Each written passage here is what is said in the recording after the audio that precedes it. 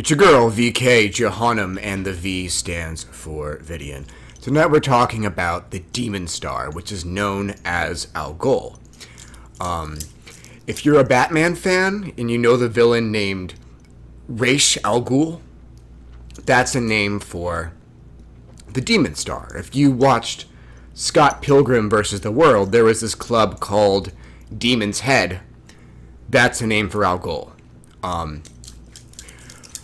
I am of the opinion that the Baphomet venerated by the Templars as a hideous head was actually an act of stellar magic. They were calling on al-ghul. Al-ghul is regarded as one of the fixed Bohemian stars, which essentially means that it has been considered to be one of the most useful stars in magic. Now, calling al-ghul a star is debatable or subjective in its accuracy. So, it's an eclipsing binary. So it's actually two stars spinning around. Additionally, there's a third star, which is part of al-ghul, that orbits the eclipsing binary. This is part of why the star was feared by our ancestors. They would see this star in the sky seemingly changing colors. So, I mentioned it being known as the Demon's Head, al-ghul, etc. al-ghul means head of the ghoul. A ghoul is like an undead thing that could fuck you up. It is also known as Caput Algol, head of the Lamia.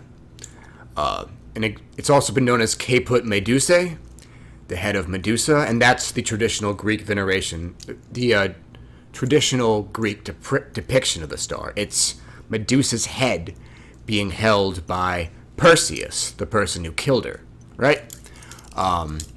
It's been known as the head of Lilith, of Shaitan, of the ghost, that type of shit. And it has been frequently depicted as the severed head of usually some type of monster or fiend, but not always.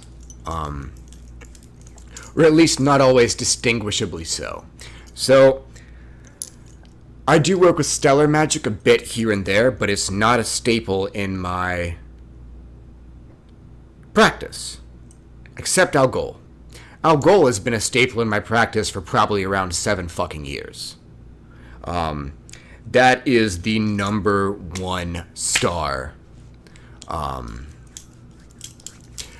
that I think black magicians, infernal practitioners should know about and call upon. Because, well, it's good for everything. Everything related to darkness, that is. If you fill a room with the energy of al-ghul, you can thereby make it more conducive to or comfortable for dark spirits. And that's not just demons from the Cliffoth. That's also Hecate and her spirits. It's also Shaitan Iblis and his infernal jinn. That's also Ahriman and his emissaries. Right? If you're a practitioner of dark magic, al-ghul is your friend. To be clear, I do not know, as of yet, how the star would interact with the Maya-Jarian current, so we'll just leave that out of the discussion. The chant Agios Caput Algol can be used to fill an area with the energy of al-ghul.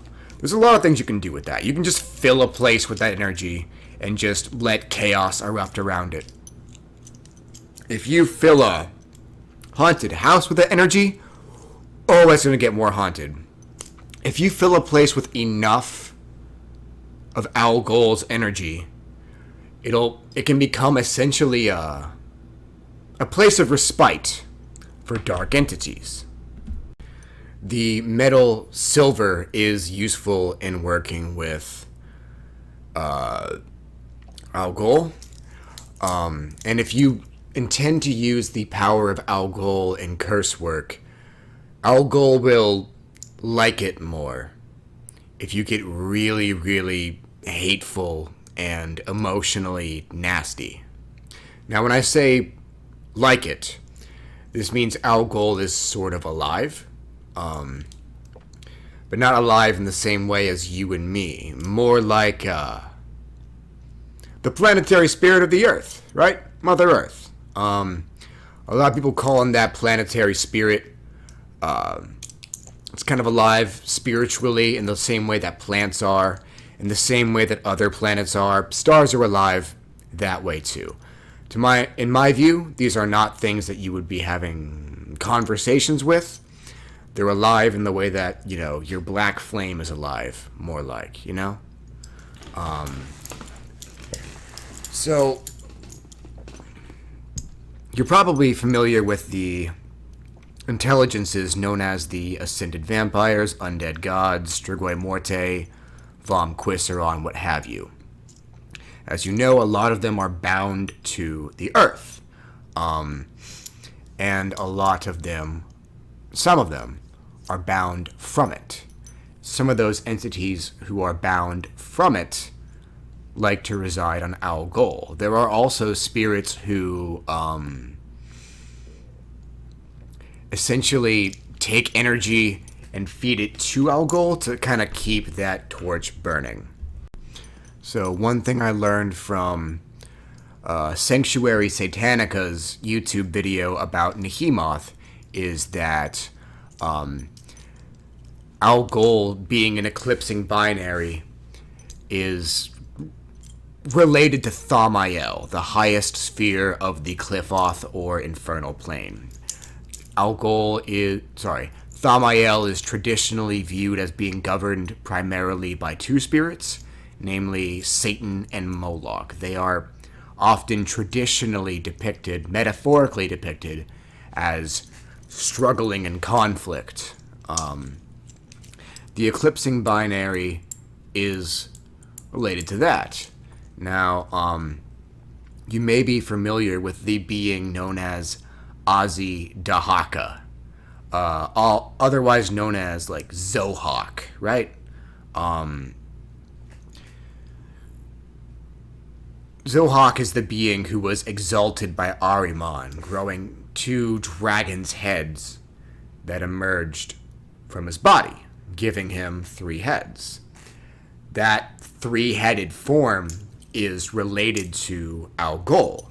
The spirits of Hecate, when asked, told me that Azzi-Dahaka can basically be considered a high priest of al-ghul. Anyways, that's all for now. Have a great night and enjoy your immortality. Check out the link tree in the description below if you want a little more VK in your life.